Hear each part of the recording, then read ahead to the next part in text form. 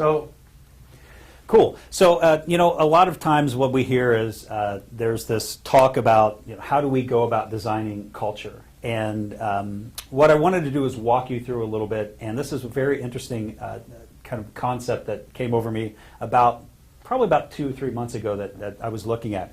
And today, a lot of culture has been driven by actually caring about people. I know it's crazy, but if you take a look at what's happened, and I've been asked several times, what do you think is happening kind of in corporate America? And where I come from, you know, we have about 350 employees now, just as far as within the organization, about 100 here based in San Diego. And our big focus is on the people, and that is the kind of core of what we do. And you know, going back to how we got here, there's a fundamental change that I think is happening today in corporate America. And I kind of wanted to walk you through a little bit of how we got to where we are. If yeah, absolutely, I'd love to. And there are probably 75% of the people watching have a business, small business, and the rest either are wanting to be entrepreneurs. And so whether you have a business or you don't, this is critical stuff for you to know, because not knowing this is so detrimental to your growth and to having people who really are the champions of your cause and your values. And so this is brilliant, brilliant stuff. Trust me on that one. Go, take it away. Right. So we take a look, and something that happened back in the 80s. We all are familiar with the movie Wall Street, and the whole line for that kind of summed up back in the late 80s was greed is good.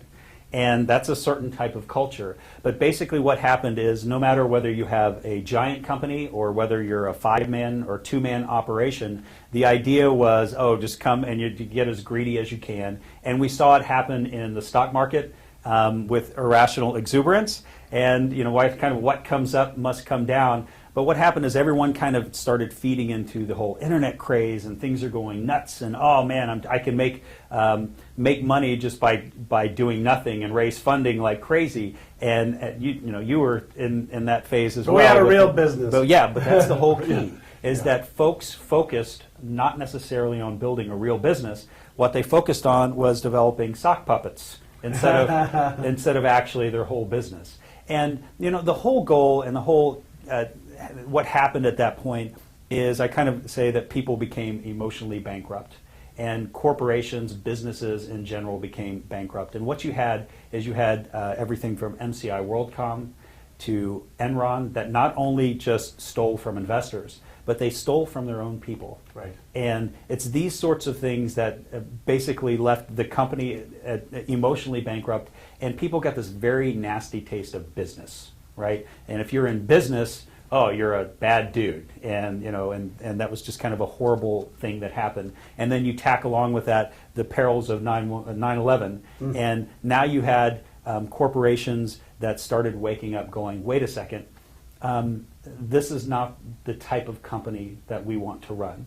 And you had folks that were 16, 18, 20, 25 years old then, who looked at this and said, I don't want to run a company like this. What I want to build is a company that's focused on people, that's focused on making a difference, that is focused on making a lot of money, as well as making a difference, which you can do both. And at first they seemed antithetical.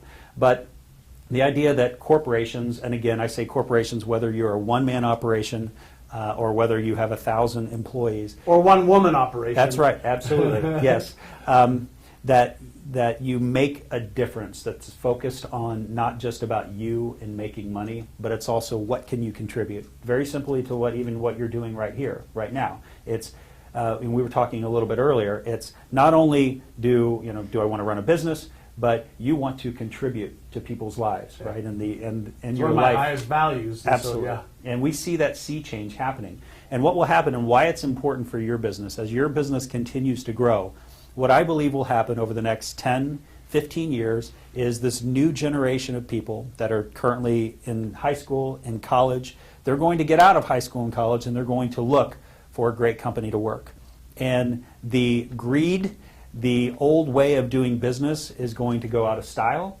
And what they're going to be looking for is they're going to be looking for people who run companies that focus on people and that actually add value to people's lives. And so that's why it's directly applicable to every single person in the audience today is, as you're growing your business, understand that the next generation coming up will be looking at you as leaders and saying, do I want to work for this person or not? Do I want to build a business with this person, and do they share the same value system that we share?